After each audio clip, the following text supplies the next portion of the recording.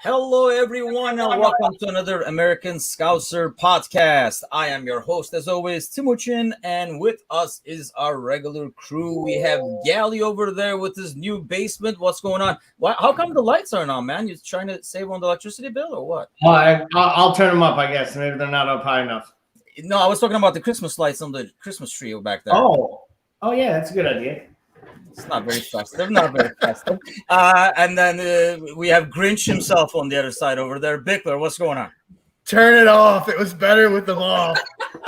That's what I was expecting. Welcome back, Paul, and back from the Christmas party itself.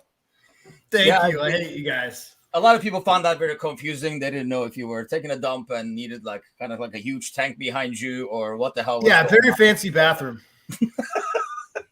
Yeah, but having tasted the beer from there, though, I'm going to have to say they do make some good stuff. So, okay, well, Bickler is back. So let us celebrate with trivia. Yes. So we all know the comedy this morning. We'll get to that probably right after this. I really didn't want to spend too much time on the Champions League game last week.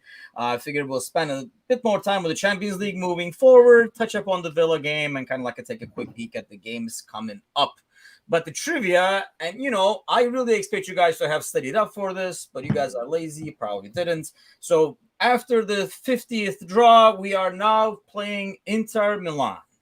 Your question today for the trivia is, when was the last time we faced Milan in the Champions League, and what were the scores? See, you should. I would expect you have to study for this, Bickler. But let's start with Bickler, as always, who apparently has not studied. What do you have? Yeah, absolutely no idea on this. absolutely zero idea. I could ask my 12-year-old, and he'd probably be closer than I would be. You have the look of, I thought the test was next week. I should have seen the draw today and Googled some stuff, but alas. I don't know. I guess I figured maybe I had hoped that we'd discontinued trivia when I was gone. Oh, and then it stayed away. Oh, no. Dude, I don't fucking know, man. I'm going to go. I'll go 2001. No idea what the scores were. I'll say 3. Don't shake your head, Gally. I said I don't know. You just took my guess. Oh, okay. I thought it was disappointed. How can you be disappointed when I said I didn't know it? I'll go 2001. I'll go 3-1 over 2 legs. I don't know. That wasn't too bad, I guess. Okay, what you got there, Gally? So I'm going to be clear, Paul. I've embarrassed us both, for the both of us, during the opening segment last week during the trivia by misunderstanding the question and giving the most ridiculous mathematical answer. Then someone I had to do it. Was only slightly off. So that was me really just deflecting and looking for more time as I tried to come up with some logical reason. It was a long time since Inter was in the Champions League. It's a long time since we were in it. Paul said 01. I'm going to go back even further. I'm going to say it was no, I'm gonna go a little closer. Actually, I'm gonna say we played them in 2007, and the score was 4-2 on aggregate. Us. Okay, we'll get back to this. Dave Leslie is already chiming in, and I don't know if it's Guru or he has good memory, but he has definitely got the last game correct because it was 2008. We beat Liverpool. We beat Inter Milan 1-0 that game. The first leg at Anfield was 2-0. So it's 2008. Who would you guys guess to be the goal scorers then? Let's pass out some partial credit for the kids out there. For 2-0 and 1-0. Give me some guesses for goal scorers for 2008. Bickler? Bueller? Gerard. 1 out of the 3. Shit. I'm trying to think who. Is that a Dirk Kuyt time? Yeah. I was going to say Dirk Kuyt. Dirk Kuyt, and there's one more. Fernando Torres? Yes, Cosgrove is right. I'm not going to give you credit on that one, but yes. We got to discontinue comments on this trivia stuff, man, because we're getting. I didn't even see the comment. I was literally guessing the only 3 people I remember scoring goals that season. Oh, you see, I was counting on the comments for going second. That's why I wanted to go second. But yes, the other one was Torres. Actually, the 1-0 game, I believe, was Torres. Let me confirm that because I was looking at this earlier today and my memory is not the best. Yes, Fernando Torres, 64th minutes in the away game, kind of like sealed the deal in that draw over there. So that was the trivia for this week. Good to have Bickler back and understanding the question at the same time. So that week off has definitely helped you there. So that's good to see. So another good thing going for you, Bickler, this week is fantasy. So I know we kind of like do a recap every week. I don't know if a lot of our listeners do fantasy, but I did try something new this week. And I want to do like a public service announcement. Playing guys that are not actually playing their own games does not work. The real world translates to the virtual fantasy world. So I think I ended up with like 3-4 guys that were not playing. Miserable week for me, even though I still had 59 points somehow, thanks to Mo and Gallagher, I think. But Bickler with a huge 80 points and unnecessary pet trauma is suddenly way above me. 18-point lead looks like he's up to 44. Now I'm on the second page. But that is a long way to go. But more importantly, probably the most depressing part is Kelly had a down week with 56 points, still has the lead. We had some like huge points. What did you end up with, Gally? A measly 70 yourself, but gaining ground. Yes. But bottom line is Kelly is still on top, and all these games getting canceled and crap like that is only going to make it worse. I almost feel like a dual rant session we'll do with Bickler one of these days because this is just way too stupid because not only you can't change it before the games, you can't change it 15 minutes before the games. Apparently, we just found that out this week with Bickler. So this just in for a fantasy public service announcement. But what are you going to do? I already went on a bunch of rants this week, so I'm going to save it on this one. So let's start with the Champions League comedy, if you guys want. So here is the draw. Well, here is the first freaking draw before somebody put their balls in the wrong place in the UEFA. And they had to move around their balls, and we end up with the second one, where we now play Inter. Obviously, the first matchup was better, I feel like. So, Gally, let's start with you. What do you make of this? I mean, the fiasco alone, what do you make of the matchup, I guess? I mean, leave it to UEFA to literally go all UEFA on itself. Show up like usual, get criticized for fixing things. The draw comes out. They end up with PSG versus Man United. It looks like Messi versus Ronaldo, and the balls had to be rigged to make it happen. Just for them to admit they were stupid enough and couldn't run their own system. The moment they announced Villarreal will be playing Manchester United, and I was watching live this morning, which just proves 2 things. I was up too early and I have no life. I said to myself, this isn't good. This is going to get ugly, and it got ugly quick. I think my favorite part was not only United complaining about getting PSG outwardly, but that Atletico Madrid then complained that Manchester United weren't in the pot when their selection was made and they got paired against Bayern, as in they would have rathered Manchester United than any other team that they could have played, which for me, that was as much high comedy, especially when the second draw came out. And, we'll get to those matchups that we actually have to deal with. But I think this was UEFA versus themselves. And like usual, UEFA came out looking like they had egg on their face. Yeah, and I mean, I'm looking at like some of the matchups in the first one. I mean, obviously the big one was, PSG playing United. And you would think Milan was happy. I almost feel for Salzburg because they were probably like, God damn it, we got Liverpool. And then they're like, oh, great, they're doing another drawing. They're like, God damn it, we got Bayern this time. I mean, could they have drawn like any worse than they did? And I think pretty much they were on the top of the wish list for most people, I think. But I know in our Discord channel, you were talking, Bickler, that this actually looks pretty good for us. Make your case.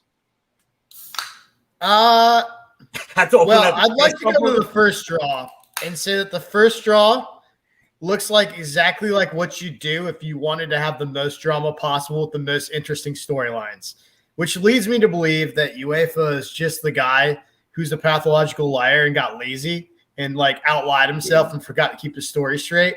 Like, it just seems like, I don't know, man. I have a hard time looking at that draw and thinking that that's not a manufactured draw. Yeah, so there's a lot of talk on whether, like, when the second draw happened, whether, that's a tougher matchup for us. Look, I know that Salzburg's in the Austrian Premier League. I think you can make the argument maybe that Inter's got more quality across the board, but I actually think that the way that Inter plays suits us more. I also think that they're pretty garbo. I don't think they're very good at all. I know that they won the Serie A last year. I know that they're sitting on top of the league.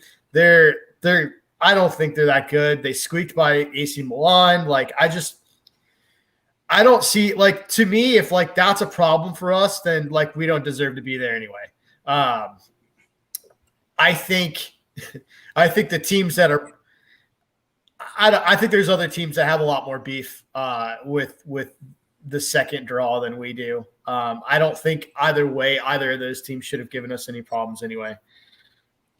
Yeah, I mean, there's something to be said. I know, like, a lot of the talk was, well, we gotta beat the best to be the best, or we're gonna match up with everybody anyway. But there's nothing wrong with taking the easier routes as you go and be able to, secure things earlier and things like that. I mean, Gally, who would you think out of the people Bickler is talking about in terms of saying, what the hell, man, we had a good draw? Who do you think ended up worse from like the first version to the second version? Well, I mean, I think Inter Milan ended up worse from the first version to the second version. They went from playing Ajax, a team they felt they could probably go grind out results with, to playing arguably the best team in the entire tournament, right up there with Bayern, right? Playing the best. I think you can argue that Real Madrid took it on the chin more than anybody else from draw one to draw two. They had Benfica, and then they ended up, drawn with PSG, who I'd argue are probably favorites against them if they come out and play well at all in France. So I think that that's a big key there. Chelsea, like usual, right? They just do what they do, and they just kind of grease through, and they got Lille in both draws. I think that was kind of written in the stars. But Inter really takes it hard, in my opinion. And I agree with Paul. They're no great side. At the end of the day, the only team we didn't want to draw out of pot two was probably PSG, and I still feel okay if we had to play them, because to Paul's point, you have to beat every team in front of you if you're going to win this tournament. But I didn't want PSG in this round, so I would have liked to avoid them, and we did. So, from here, I think you just take this job. And honestly, the second best team you do not want to play is probably Atletico. And luckily, we didn't have to play them because we already have dealt with that bludgeoning twice. Yeah, I guess when you're looking at potential teams that we could have been matched up with, I thought I would put Inter right there because I felt they would be the tougher matchup after PSG. But I agree with what Bickler's saying in terms of the style they play. It might help us. I would have preferred one of those Portuguese sides just because we do well against them, and they're defensively they're always lacking, and we can definitely take advantage of them and score goals against them. Even if they have threats going forward, they always have a couple of players that are tricky to deal with. I always feel like they concede very easily, so it should be interesting. But Inter is not bad. Like I said, I just did not want PSG. I thought it was too early to kind of face them there and then. So leave those tougher matchups to later on in the finals. So let's talk. Like I said, I don't want to spend too much time with the AC Milan game. It was nice, got the win, got some playing time for everybody, and then we come to the weekend game, a tough win, 1-0 with a penalty goal. A weekend where all the big boys use penalties to get their points.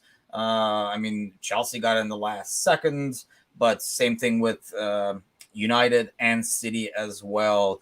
When it comes to Villa, Bickler, were you kind of shocked with how negative they were in some ways, or is that kind of like only way Stevie figured he could get some points against Liverpool at Anfield?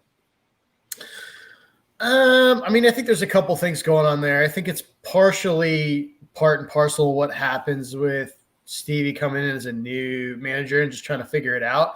I mean, when he went to Rangers, that's what he did. He kind of closed up shop and they played real tight football for a little bit until they kind of figured it out. So I'm not super shocked on that. I mean, they made it really hard for us. They did a lot of those things that like those low block defenses that we don't like playing do. And for a while, it looked like it was going to be one of those games where like Trent could have had like 150 crosses in from the right and they weren't going to find anybody regardless of what happened because there's just so many bodies in the box. And I mean, we talked about like all the dominant teams squeaking out wins on penalties, right? But I think that's also a sign of good teams because, I mean, you have to be in dangerous spots to get those penalties. And I think so. I mean, you're looking at, people make it like, oh, it was this close match. And I think that's predominantly because they had one chance that probably should have been a penalty where Allison came out, flopped at it, missed. And to me, it was probably a pen. So maybe we did get a little bit lucky. But at the same time, you create your own luck. We outshot them 20-4. They didn't have a single shot on target. We outpossessed them essentially 2-1 by a margin of almost 30%. So it was pretty dominant in possession for us. It was just frustrating because we had so many chances and it was just they were packing the box down there. So it was just very tough. But, I mean, like I said, good teams get in those dangerous areas and, penalties happen when you do that. Yeah, it was kind of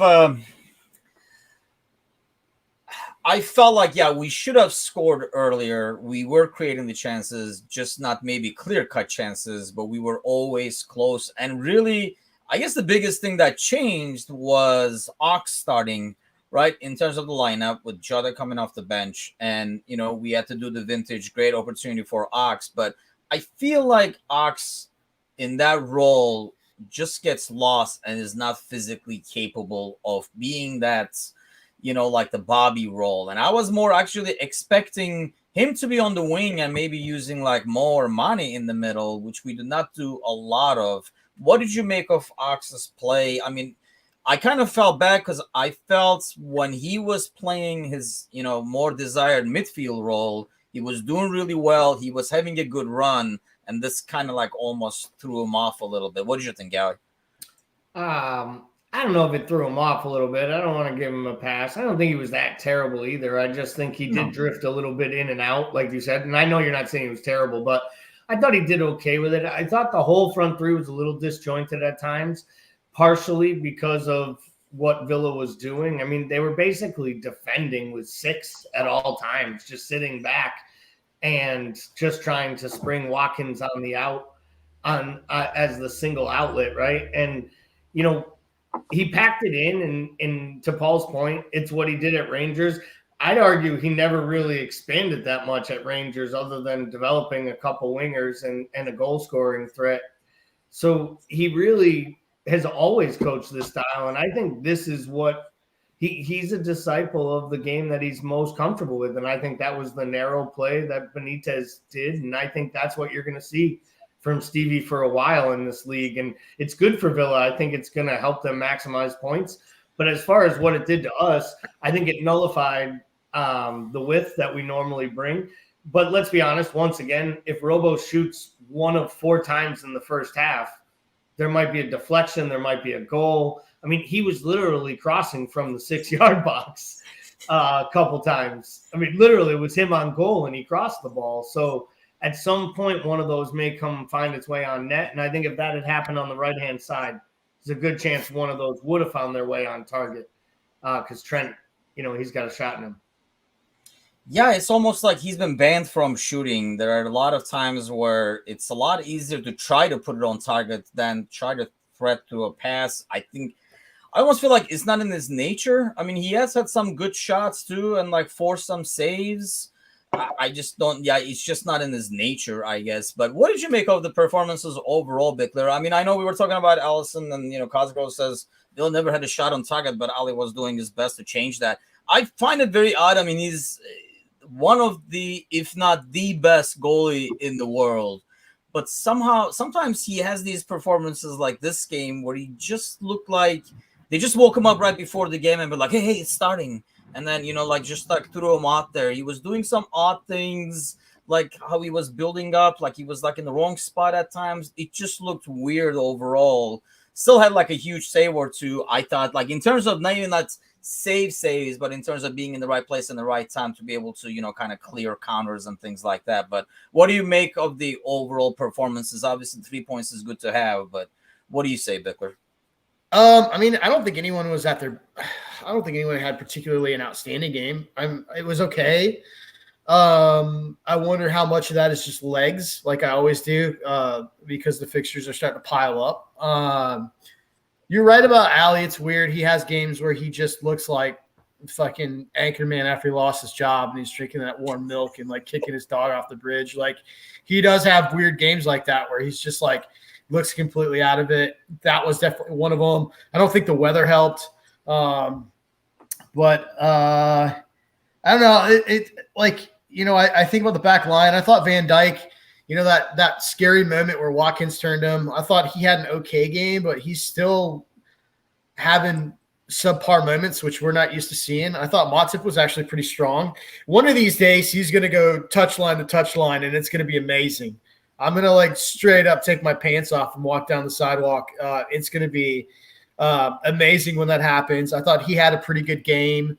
Sadio, I thought Sadio Mane had a pretty good game, all things considered. He was causing problems. Robertson as well. You say that Trent's not allowed to shoot. I don't get, like, to me it's Robbo. Like I was talking about Robbo. Oh, okay. Well, that makes sense. Yeah, it is absolutely weird because he could be 4 feet in front of goal and he'll look to cross the ball sideways. Like it's the most bizarre thing I've ever seen.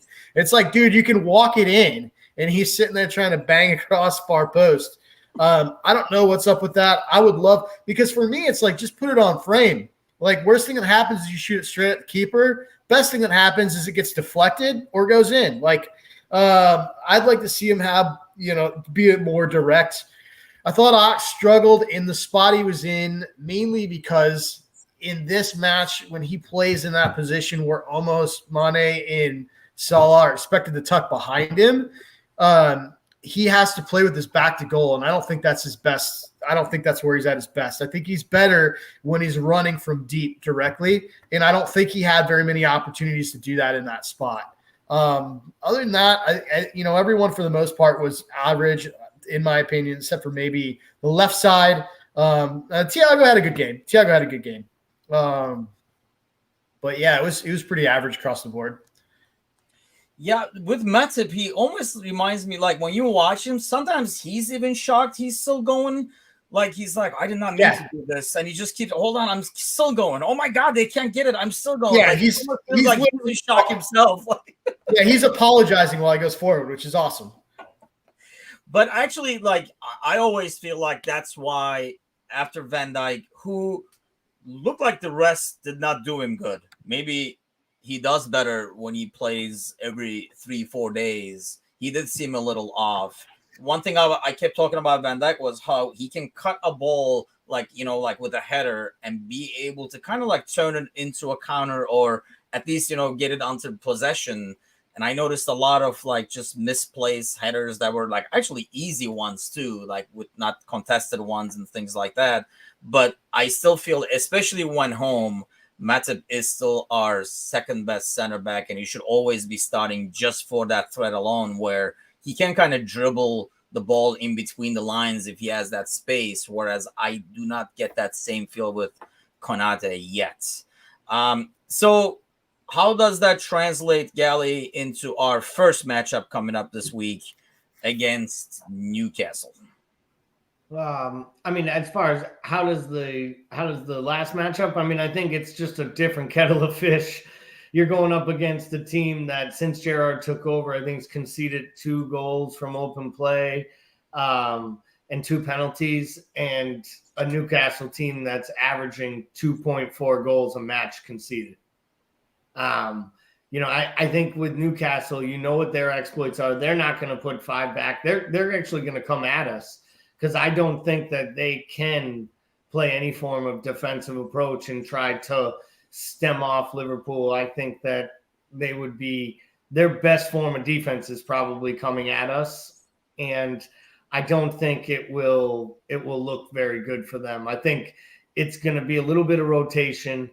And I would expect Origi to start if he's healthy. Hopefully Bobby to play a role. And I'd expect probably Sadio and Mo to start with him somewhere up front. That's probably what I think. I think Jota actually was hurt, and the only reason we saw him was because that game was 0-0, and Jurgen knew how important it was to try to steal a win. I don't think we would have seen Jota if we had scored in the first 45 minutes. Yeah, Ben says if Leicester put 4 past Newcastle, imagine what our front 3 are capable against them. But I just feel like, the way they play against like these teams, a team like Newcastle does see a more of an opportunity to get something against Leicester, whereas they know getting a point would be lucky against us, especially at Anfield, and they play accordingly. I mean, that's what they kind of play for. Your rotation thing actually does make sense, but at the same time does kind of scare me.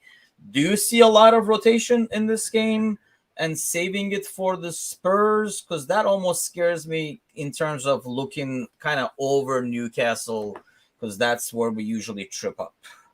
I just think it's just 72 hours away, so there's got to be a little rotation for this match.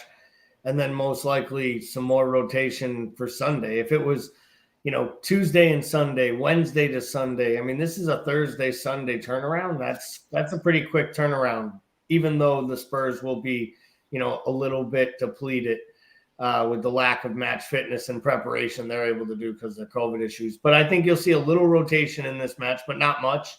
And then I think you'll see a little bit more on Sunday. I think that's all Klopp can do right now. He's got about 12 or 13 fit players, which is about what he likes. Bigler, what do you expect? Are you expecting a rotation against Newcastle as well? Of course not. I mean, I don't. To be fair, there's not a ton of rotation outside of the back line that you can do. It's pretty thin right now. I mean, I guess you're probably going to see Divock get rotated in here. Ox will get rotated in. I guess those guys will probably see. Taki, I would love to see more of, as would everybody. I have no faith we'll see him get rotated in. I don't know. I mean, Curtis Jones is somewhere with a glass eye on a beach, so I don't know what else we can do. It's still pretty thin. I will see some, I'm guessing, but given historic precedent and what's available, I don't expect to see a whole lot.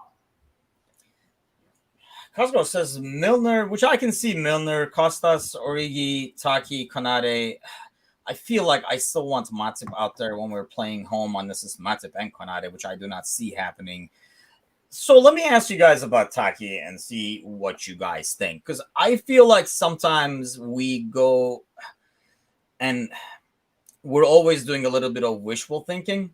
When we watch some of our own players, we kind of try to find more silver linings than anything else, except me because I'm Mr. Negative. But do you guys see 2 years from now, Bickler, let me start with you on this one. Do you see Taki still on the squad playing regularly? No, unfortunately, and I hate that because I want him to.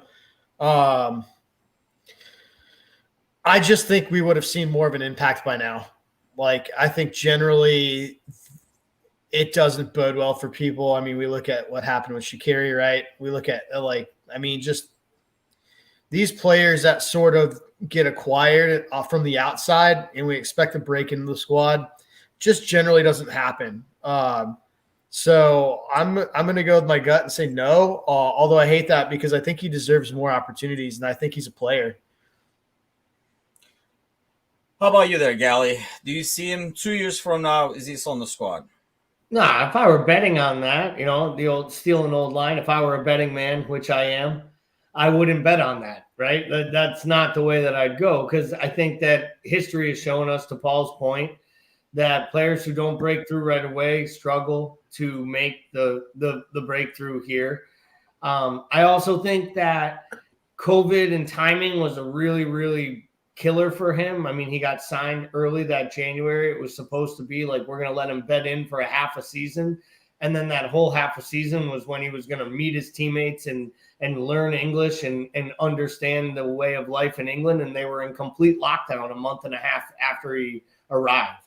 So I don't think that helped. I know it once again, right? It sounds like the silver linings and we're making more excuses for poor little Taki. But he went off to Southampton, got a few minutes and got some opportunities. And I thought he did well. I still think for the money, it was worth it. And I think that will profit off the player. I think if he was given an opportunity, he could find a role to succeed here, whether he'd be an everyday starter in 2 years. I don't know. But I know this, right? At the beginning of the year when we were wondering where we'd get goals, we probably wondered or hoped that we gave the kid in Germany that just finally got a work permit an opportunity to show he could play when he scored 8 goals in his first 15 games in Berlin.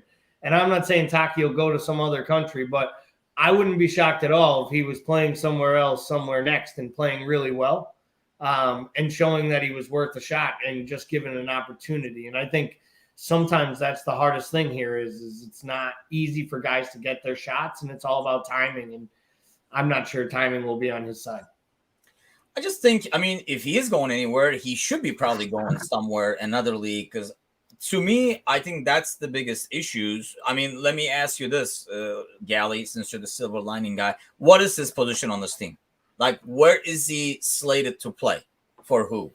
Well, even if he's coming off the bench, I think he's a backup for the front three, and maybe that's the biggest problem. When you're a Swiss Army knife and you're a backup for 4 spots, you're never the actual backup to any. And he doesn't have a role as the backup left wing, or I think he was bought to be Bobby's backup and possibly his replacement. And that did not translate to what he had for an opportunity. I honestly think that I agree with Gally. I think he was like, when we signed him, a lot of the talk was he does some of these unicorn things that Bobby does in terms of like his work on pressing and how he comes into the midfield and how he opens up positions for other advancing playmakers. I think what really, like, I think timing is one thing, but I think the other thing is like, I don't think we knew exactly what we were getting in Jota. And I think that kind of skewed the cue in terms of the fact that, like, I think Jota immediately jumped ahead of Taki off the bat when we realized what we had in that player. And did we sign Jota because we realized that Taki is not going to be Bobby? Because I felt when we signed him, based on what we had seen of him and what he can do skill set wise, I felt that's what he was here for, to give Bobby that rest and be that guy who can kind of move around a lot, create for Mo and Mane. But similar to Ox, I don't think he can play with his back to the goal, and he does not have the strength. And, you know, when we talk about, you know, like the wings, like you're saying, he's back up to, you know, like Mo, Mane as well. See, I do not see him on the wings either, even though Mo and Mane are not the biggest guys. They're strong dudes. I mean, Mo for sure, and Mane as well. They don't get moved easily, whereas I feel like, you know, a hard sneeze can kind of like, you know, get Taki off his place and he gets dispossessed very easily. So I feel like, you know, when you say go into another league, I think he will be successful in a league that is not as physical, because he is literally in the most physical league right now. And I think you're spot on there. I think Taki is a number 10, and we bought a player as a number 10 hoping he'd be a really good false 9. But the truth of the matter is the reason he ripped us up was because he was a really up-and-coming number 10 playing in an attacking side with arguably the youngest, best number 9 at that time coming up in the world that no one knew about. And the two of them came to Anfield and they put on a show. You know, I mean, people forget that. They had Holland, Savitzer, and didn't they have Hwang, the dude at Wolves? Hwang and the guy great. Now who's at Bayern Munich, you know, pulling the strings.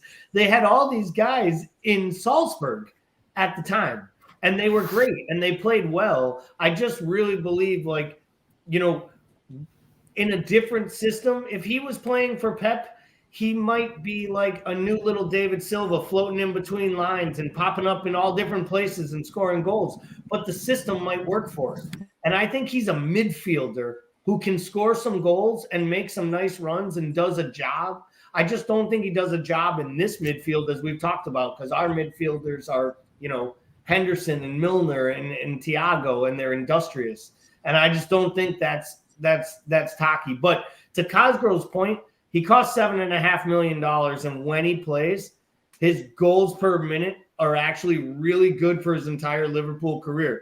So you just question, if he gets more opportunities, will he continue scoring goals? And therefore, it'll make the signing seem even better. And someday we'll profit off him. So really, it's kind of a win-win. Yeah, I mean, in terms of, I'm definitely not criticizing the purchase. I mean, kind of like what Cosgrove, I think, earlier was commenting, that it is an opportunity buy. He did not cost much. We will definitely make money off of him because now he has this under his belt as well. I just as I watch him more and more, I kind of can't help but think to myself that, I mean, is this dude ever going to be the guy? Or at least somebody who gets regular minutes. Because I still would feel, if you're, there's a lot of talk about signing people in January and stuff like that. If we do sign somebody down the road, obviously when everybody is here, I mean, who's gonna be the one that's replaced? He would get even less minutes. So which becomes the next question, I guess. So there is a ton of uncertainty going on right now. So before we get to the AFCON uncertainty and how all this will affect AFCON, and if these guys are really going to be gone, because we don't even know if it's going to matter and if we're going to have Premier League around for long, with all the the record number of cases for players in the Premier League, games being canceled. So the United Brentford game was the last victim to the cancellations. And before we went on air, we were kind of talking amongst themselves. And Bickler, you were saying, a few more teams and it'd be a done deal if you have to cancel 4 or 5 games in the same week. And with already the tight schedule, it's going to be very tricky. How do you see this turning out in the long run here, Bickler? It's not looking good, that's for sure. I mean, I don't think we've ever gone through a COVID surge in basically stopped in the middle of the surge and turned it around. So my opinion is my feeling is it's going to get worse before it gets better. And my feeling is if it gets much worse, the season's going to be paused. So I expect the season to be paused. I expect fans not to be able to go in for a little bit. And I feel sick about that because it doesn't hurt any team worse than it hurts Liverpool. So you think so? Why do you say that? Because are you talking about the fans or the pause? Yeah. Yeah, I mean, imagine if we have to play knockout Champions League football and there's a European night in Anfield with no fans. I mean, we always talk about how it's the hardest stadium in all of Europe to play in. It's a complete game changer. So I don't know, man. I hate it. Okay, that makes sense. I didn't know if you went we're mentioning the pause as the worst thing for Liverpool or the thing, but yeah, it's just. For us, I think for certain teams like City, I don't think it makes as much of an impact because, they're not fans anyway as much. And, the stadium itself is not as intimidating to walk into when it's packed and really, going. How do you see it, Gally? I mean, we're kind of doing got the crystal ball thing going here, but what do you think? Well, let's just take the cancellation of games. I think that's a real big story and they're really, really important. I think the idea that matches are getting postponed due to COVID and them canceling games is a big deal. I'm hopeful that we don't end up in another full lockdown. You read reports over there about government talking about paring back public transportation and putting limits on different things. Office space, that kind of stuff. That makes me sound like you're limiting, distancing. And that makes me think, how can you have all these fans sitting on top of each other at soccer matches, right? I'm with Paul. I think if they were to take supporters out of the grounds, I think it definitely negatively impacts us more than it does other clubs. Because I think that our style of play, I think that we feed off the crowd and the energy. And I think there are certain teams that it makes doing the job easier. I think if you're Newcastle, it's a lot easier to not have 70,000 people hating you for 90 minutes at St. James's Park rather than going in there and listening to your manager holler instructions at you the whole match. I think if you're a Pep side, where I think they looked a better side because they looked like they were in training, because he would literally yell at them straight for 90 minutes about what they were supposed to be doing all last season. And I just think that it affects different teams different ways. And I think it skews the play, and it just makes for a terrible product. And I don't believe it will happen. I'm just staying positive it won't happen. But like Paul, as sad as it is, I think I'd be shocked if it doesn't happen. Yeah, unfortunately, it's definitely not looking good. Don't want to be too negative about it, and I guess we can hope for the best, but it's just like the signs are all there, and it's just not like a good deal overall, which is not – it is not good because it does – I mean, it was wanting to get it back initially because it was back to watch the games, but watching a game with no fans and like just that lack of atmosphere – is just definitely not the same. And you can tell it's not the same for the players playing as well, because even, I'm sure they feel odd going out there and doing their thing. So, well, let's hope it keeps going, and it'll definitely be going on this week for us, looks like. What do you make in terms of predictions there? Bickler, let's start with you. We got 2 games coming up, first against Newcastle at home, then we go to Spurs. The Spurs is probably more of a question mark than anything else at the moment because we don't know how that's going to pan out, but we're definitely taking on Newcastle on Thursday, it looks like. How do you see both of them ending up? I think there'll be a strong lineup. I think it's going to be a very, very similar lineup versus Newcastle than we saw in the last match, with the exception of like Ox not in that spot anymore. I think it's going to be – I'll go 4-0. I'll go 4-0. And I think the Spurs game is going to get postponed. I hate to say it. Damn, man. See, those are some serious predictions. How are we going to follow that, Gally? Yeah, I'm not gonna. I thought my. I just didn't want to do a score prediction on the Spurs match. That's all.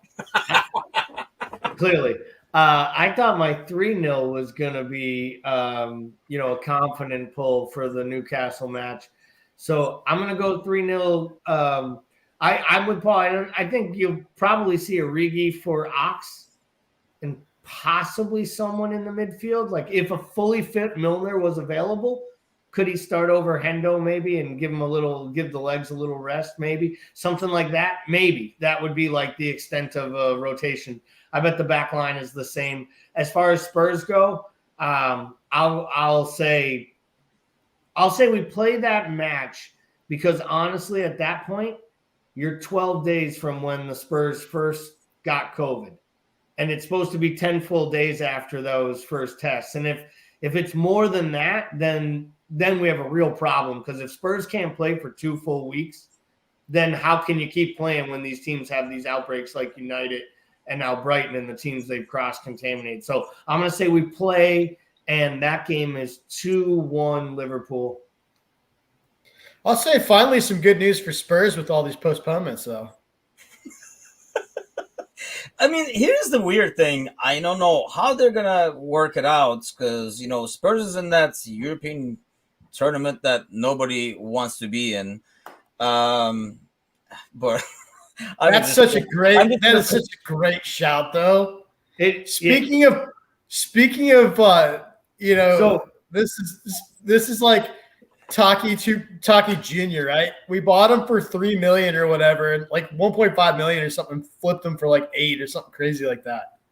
Yeah, and he basically had one great goal on loan. Remember the amazing goal on loan? I think it was against City. Was it Sunderland? And he looked great. Destroyed it. And it was like a Barini moment. We just send players to Sunderland, and then we actually make a little money off them because they look like Premier League players. And then we find out 2 years later that Sunderland needs to play in League Two to look like an English team. This is like the opposite of what Everton would do. We bought him from the Netherlands, and then we sold him to Saudi Arabia for like triple money, whereas Everton buys players and then sends them to Saudi Arabia for pennies on the dollar. Yeah, if you're like listening to us on Spotify and you're like, what the hell are you guys talking about? Galley's jersey is giving Vietnam flashbacks to David Cosgrove and giving that excited vibes. Yeah, where is he? I mean, yeah, the last we heard he went there. I don't know what happened to him afterwards. Kind of like lost track. This is a well-named, often injured, and often screamed at and swore at from when he wasn't more on the training table, Daniel Sturridge jersey, actually, to be fair. So there's no flashbacks of Asiati in this jersey, just Daniel Sturridge's soft muscle injuries leading to late aughts angst. I was gonna say, I'd be careful moving around the house with that jersey on. You might like pull something and get hurt or something like that. Quickly, easily. So he retired. Big update. He retired in 2019. Really? 2 years. Yep. He went back. He was in the Arabian Gulf League, went to China, like all good things, and then he went back to the Netherlands, to his home team, where he started for 2 seasons and retired. Speaking of China, I was actually, let's kind of like sidetrack over here the last few minutes, because I was watching the MLS final, which this is how into it I was. Basically, I didn't watch the overtime, but how it went to overtime was dramatic, like 4 seconds to go in like the 94 minutes or whatever. But, you know, as we talk about like Major League Soccer, sometimes in our Discord channel, which you should join because there's a lot of like footy talk over there that's like random, kind of like Major League Soccer.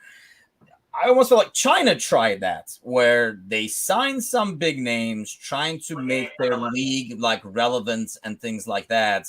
And it just did not happen at the end. And I know we talked about this at one point in terms of like, you know, Major League Soccer. I feel like they almost like semi-tried it too.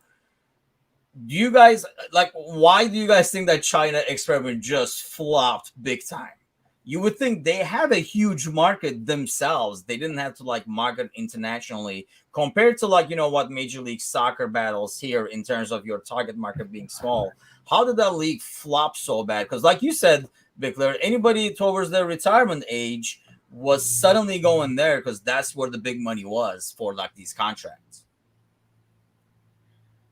I mean, I don't know for sure. My guess is it had to do with the infrastructure of paying huge wages in a league where, I mean, you're probably paying more in wages than most of these clubs are actually worth in value.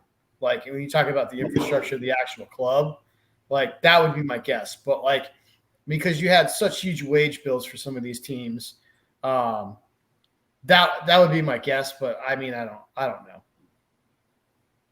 Any thoughts, yeah? I always talk about, you know, because we're the fans of the sport, and I really want Major League Soccer to be more relevant, if nothing else, to get more, you know, people into the sport and therefore more people to Premier League, Liverpool. It has happened, obviously, since I've been here. I mean, I came here for college back in like, you know, mid-90s, way to reveal our ages here. But I mean, compared to then, the interest for soccer is like night and day, and you kind of want to keep that going. And you would think Major League Soccer has to be a big part of that. But let's face it, people like us and people probably who are listening to us for the most part, who are fans of the sport, are just not, almost find it semi-comical to be interested in Major League Soccer. You're probably the closest thing to being interested in Major League Soccer, Gally. So what do you say? And I've only really come around in the last few years because I just like going to live matches, and that's what I have to go to. So I do agree with David. I think that it would help if there was relegation and promotion, of course, but I don't think that's a reason. Now, I'll say this about the Chinese league. I think when you have governmental control around clubs and then the government decides we're going to stop paying these high contracts so the players can get out of said contracts because they are not worth anything because the government decides we're no longer willing to pay you foreigners this money. I think that means the league is a joke. So the players no longer need to be there because there's no more money, right? Like when the goose stops laying gold, people stop following the golden goose. And that basically is what happened in China, right? And then they also told them what they could read on the internet and, you know, how they could talk to people and when their family could come in and out. So I don't think it was a great lifestyle either for them. As far as MLS goes, the league itself needs to be stronger and market itself better, but it's improved. I think they do a better job of buying foreign players than they used to. And I think they do a better job of marketing within their small sectors. Here's the thing. If the recent report that just came out is true, right? Soccer people should be happy. It basically was reported that recently that soccer has overtaken hockey as the fourth most watched sport in America. And it's only 8 percentage points, and you'll love this, T, 8 points off of baseball, which is the closest any sport has ever gotten to any of the big three, with basketball being well above baseball and, of course, the NFL being, the animal in the room that's not going to be touched. But they credit that not to the growth of MLS. They credit that to the growth of the world game and people following the Premier League, following Serie A, being able to have the streaming services, and the young kids watching soccer here. So I think that shows, to your point, it took 30 years since you got here in college. And don't bring me and Paul down with you, by the way. I think Paul was in middle school and I was in high school in the mid-90s when. Are you guys serious? College here, so. God damn it. Well, BJ was calling me young, so I don't know how ancient he is because I consider myself pretty ancient. I mean, I do think soccer is catching on here. It's not going to happen overnight, but, there's a reason that the NFL took off in this country. Had a lot to do with a very certain video game that John Madden produced and young kids fell in love with, and they all figured out how football worked, and they got more into it. And FIFA has done that for a young generation, creating a lot of fans all over the place. And I think that soccer only has places to go up. But it's never going to be MLS. It's always going to be the European game that takes it to the next level. Well, until they bought freaking FIFA 21, which is crap, by the way. Freaking bugs and stupid things all over the place. And honestly, nobody should be watching baseball. I know you're a fan there, Gally, but are you a baseball fan, by the way, Bickler? I don't think I've ever heard you talk about baseball. Does Michigan play baseball? Or? Yeah, we have a team called Detroit Tigers. They're historically bad, like most things out of Detroit. Yeah, I grew up as playing baseball, was a baseball fan, but the strikes killed it for me, man. Like, I just had a hard time getting back into it. I watch in October. I'm that guy. I'll skip the first 140 games of the baseball season, and I'll watch the last 50 that matter. Unwatchable. I have deemed that sport unwatchable, and I have given it a fair shot. I'm not just saying this as a foreigner. Because I didn't know anything about American football when I came here as well. You watch MLS, you can watch baseball. Like, you can't. I think it's even worse because with MLS, you at least have a comparison of what it's supposed to look like. With baseball, you're not like, oh, I wish I was watching the J League. You know what I mean? Like, it's like, I just consider it very unwatchable, and I love when people who criticize soccer in the US always talk about scoring and stuff like that, and then can watch one dude for an entire minute throw one ball and then scratch here, scratch there, look left, look right, and then throw another ball a minute later. Yeah, I can do I know Gally was tempting me to do a rant, but it would make this podcast for like 2 hours if I gave every problem I have with baseball. I agree with Cosgrove, who says baseball is a big game of catch, which went too far. I think it's an ideal game for American, TV media and the game experience. Because when people even go to the baseball game, there's not a lot of game watching going on. And I've been to I went to a Cubs White Sox game over here. They were like, oh, you got to see the atmosphere. And I was like, atmosphere? I mean, yeah, you got to see people. There's more people watching and stuff. There's not a lot of game watching. There's more eating and drinking. It's more kind of like sit on a porch with an old style anywhere. I mean, oh man, that was another thing, by the way. I don't know if anybody drinks old style over here, but god damn, I remember when I first went to Wrigley, they were like, hey, you got to do the entire Cubs experience. Go to Cubby Bear, have an old style and stuff. And I was like, I thought they were fucking with me because, that thing is just worse than that. Piss, I never drank piss, but I can't see it being any worse than that. And yeah, I did all these little things that you're supposed to do when you go to a game at Wrigley.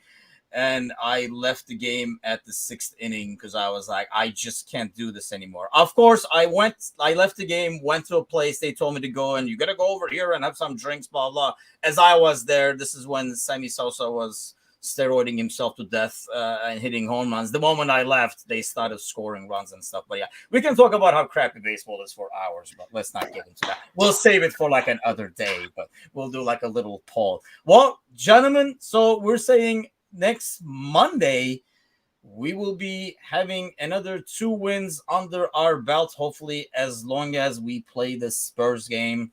Thanks to all for listening, watching, commenting, all that kind of stuff. Do all the things that we always forget to ask about, share, and all that kind of like and all that kind of good stuff. And then we'll see you guys next week at the same time.